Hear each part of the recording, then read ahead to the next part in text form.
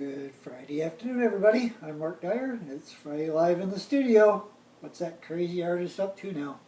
It's been a while since I've done my Friday Live, so I'm going to get back in the swing of things and see how it goes.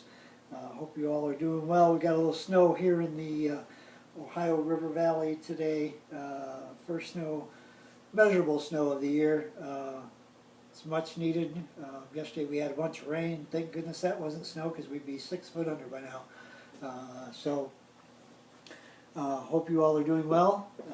Hope you're getting ready for a good weekend. For those of us who work weekends, happy day.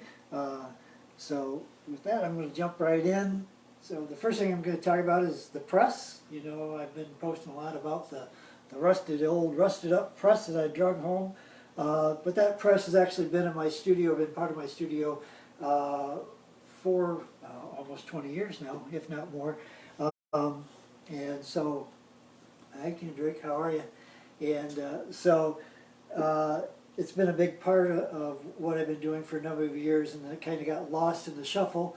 And so now I've resurfaced and I've drug it home and cleaned it up.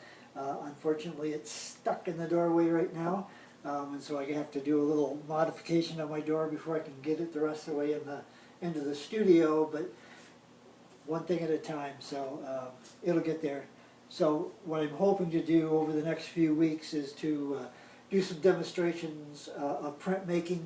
Back in the olden days, they used to say, "Come on up and see my. Why don't you come up and see my prints sometime, or my etchings sometimes?" And so that was kind of a tongue-in-cheek way to get someone up to your apartment, but it was also a way that people could collect original artworks and at a less expensive price than buying on a painting or a sculpture. And so printmaking was a really big thing, and I think it should resurface. Nowadays we have lithography done in hundreds of thousands of images run. Printmaking that I do is done in small runs. I do an edition of anywhere from 10 to 30 prints. I strike each one myself, carve it myself. Everything's done by me as the artist. I learned printmaking back in school. I absolutely love it. I do woodblock, which is my favorite, but I also do intaglio, which is etched plate, stone lithography done on a thick limestone and run through a press, and silk screening, and for the life of me I can't remember the name of silk screening, but you get the idea. So I like to do printmaking. I haven't done it in a while simply because my press had gone missing, but now that it's back I'm going to start doing that.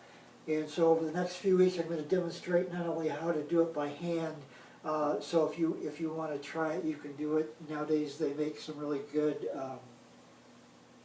water-soluble inks, and so we'll be trying out. One was recommended to me, the Speedball professional inks, and so we'll be trying those in the studio. In the past I've always used an oil-based printing ink that was archival, and the trouble with that is the cleanup then is a lot of toxic chemicals. How are you? Thank you. It's good to see you.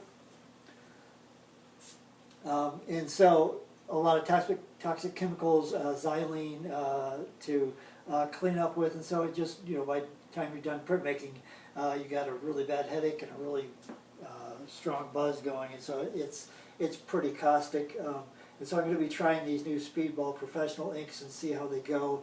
Also, back in the olden days, I used planks of wood. That's what I was taught on back then. We didn't have all the engineered lumber that we have nowadays. And so somewhere along the line I switched to a veneered birch plywood, which holds really good, or I do a veneered MDF with a birch veneer on that. And that works really good. A lot of people have switched over to doing linoleum cuts. I think I have a couple pieces of linoleum, so I'll be showing you that. So if you decide you want to do some printmaking, it's pretty easy peasy, and so we can get you started on that, and also demonstrate to you what the process is that I go through. And then I'll be doing the first ones by hand, and then we'll be striking them through the press from there. So we're going to do single block will be the first, a single color, and then I'll work into a multiple block, which is more than one block, multiple colored. I'll be doing a subtraction print, which is I subtract each color as I go, and then lastly I'll be doing a jigsaw piece where you actually cut it apart and ink different colors of each block. And so there's a lot of fun and excitement with that coming with the press. Kind of excited to get it back in here and get it going. Behind this room, this part of the studio is another room about the same size, and so I'm going to be taking over some of that area back there for printmaking and doing some other stuff.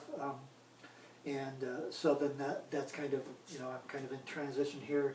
So I have to keep working and keep painting in here. Excuse me just a minute.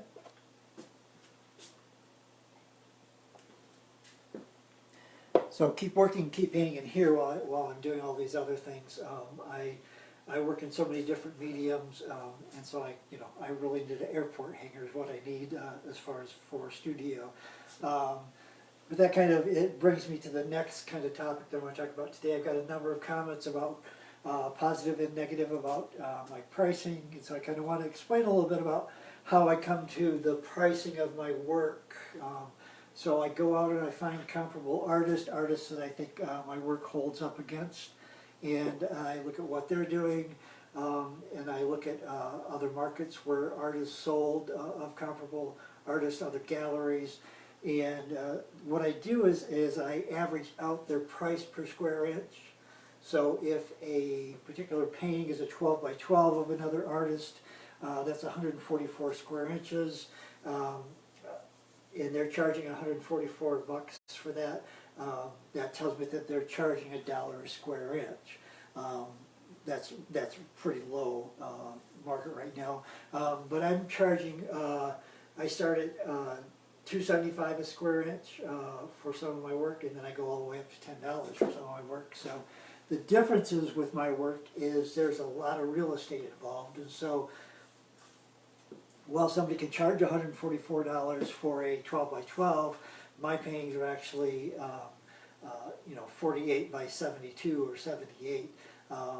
The triptych that I did, that was 7 foot tall, 14 foot long. And so when you start adding those square inches, yes, they seem pretty expensive, but for the amount of real estate involved, it's pretty comparable to everybody else's. So. And then also in figuring that, what I have to think about is I've been an artist all my life, and I immerse myself in my work. And so if I'm not standing at the canvas, I'm sitting here and I'm concentrating on that canvas and looking at that canvas, studying it to see what I can do to make the composition better, to tweak the color, all sorts of things that I sit and look at a painting. While I'm working on it. If I'm not sitting here working on a painting, I'm sculpting. If I'm not sculpting, I'm doing something with ceramics. I do a lot of stuff. I have a small gallery up front, so I do a lot of smaller hand stuff for up front that I don't show here, simply because it's too hard to keep track of the inventory of online and then in the small gallery up front, and so I kind of rotate back and forth. But I'm always doing something, and then if I'm not busy with my hands physically doing something, I'm usually reading about other artists, I'm looking at other artists' work, I'm watching documentaries, and so I'm really immersed in the idea of creating and educating myself about what I'm doing. I like to look at other people's work, whether it's here on Facebook, social media, like I said, documentaries. So I'm really obsessed with being creative, which is a good thing. And I think any type of job that you do, whether you play sports or work in an office, if you immerse yourself in it, you're going to become better at it. So I think I finally, after a few years, since since I was a little kid, have become a little bit more proficient than I used to be. I've always been an artist from the time I can remember. I've always created and done things with my hands, and then and then I went on and went to school, and so I have 8 years of education to back me up in that, and not that education is a sign of total creativity. But I learned a lot in school, not only about my work, but about other people's work, about what it takes to be an artist. And so I have to factor all of those things in. I have my studio, I have my equipment, I have a wood shop that I manufacture all my cradles and all my panels that I paint on. I also manufacture and stretch all my own canvases. So all of those things play a factor into my pricing, and just as people who have 9-to-5s or people who have other jobs go to their jobs, they get paid, and their expectation is if they produce their work at work that they will get a paycheck at the end of the week or every 2 weeks. How are you, Stuart? I can see you guys. If I miss saying hi to you, please don't be offended. I'm trying to get better at watching this thing, but I lose my train of thought if I pay too much attention. So anyway, so all of those things factor into my pricing as far as what I do. The other part of that is then if I were to take my work to a gallery, and the gallery will take 50% of the retail price, and that's a minimum. So then the gallery gets half of what I've put out, and so for me to sell my work online, I can't discount my work to someone because they're buying it directly from me, because I have to keep those prices consistent throughout. So whether you're buying it from me or you're buying it from a gallery, if you're buying it from my gallery up front or from another gallery elsewhere, I have to keep those prices consistent, because most people will get pretty offended if they find out that they could have come to me and gotten 50% discount as opposed to the gallery.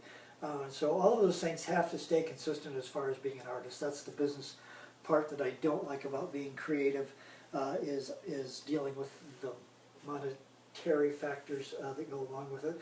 Although I need to pay my bills and eat, and well, my big addiction is art supplies, so I always have to have ample art supplies on hand.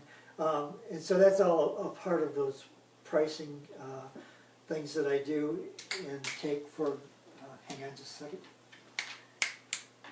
out. And we have Bella trying to have be in the video here. Anyway, so that then leads me into my kind of final subject for today, and that's modeling.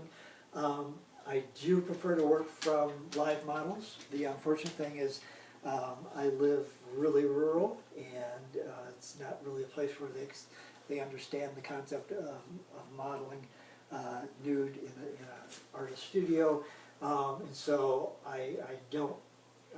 rare occasion that I get a live model in my studio. I do work from photographs. I don't like to work from photographs. I do work with people that contact me.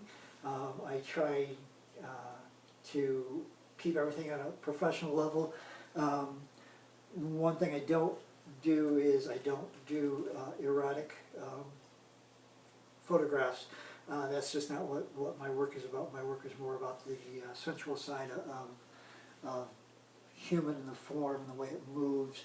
And so I've been fortunate enough to have had a couple of models who are really fluid and really move, and that's what I like, is that fluidity. And so when I'm working with someone, I want to get to know them a little bit, because a lot of times I use iconography in my work to talk about who's modeling for me, and but I don't ever divulge anybody's name.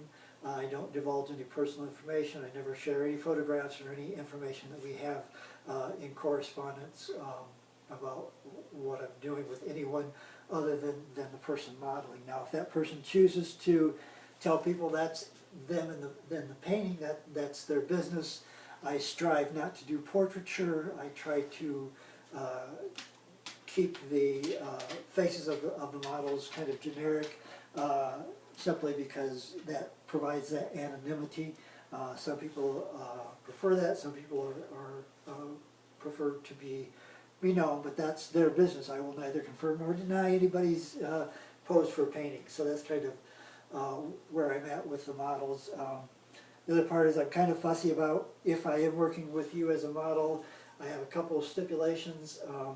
I don't like hands and feet cut off. I don't like arms and legs cut off. If you look at my work, all of my work is full-bodied. Nothing's cropped out. And so that's kind of where I'm at. So it's kind of, the other part is I try to get people to, when they're doing their self-images, to make sure that the background is kind of empty. Right now, as you can see behind me, I got paintings, and so that's kind of that busy work.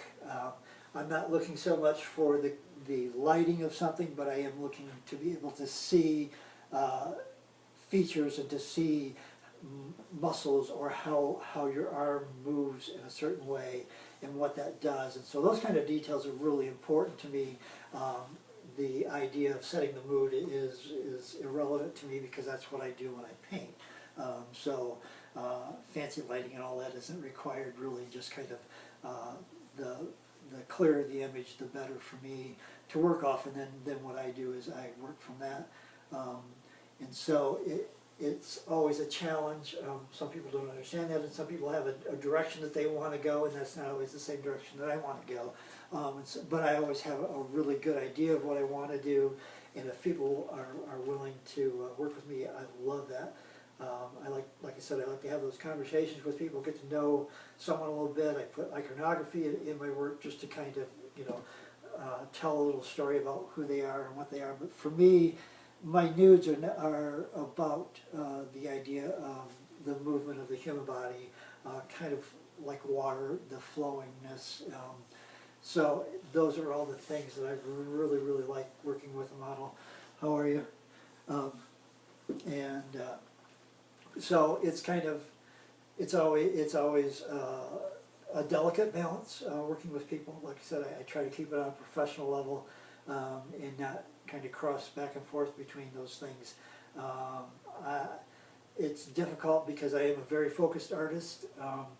I work and I sit down and I work and I work and I work, and so a lot of times people don't understand that it's not that I'm trying to ignore anybody or trying to be rude. It's just I'm really focused on what I'm doing. I'm really obsessed with what I'm doing, and so that's kind of I get lost in my studio here. So with that being said, I'm going to wish you all a good weekend and hope you have a safe and happy one, and we will see you next Friday. Thank you.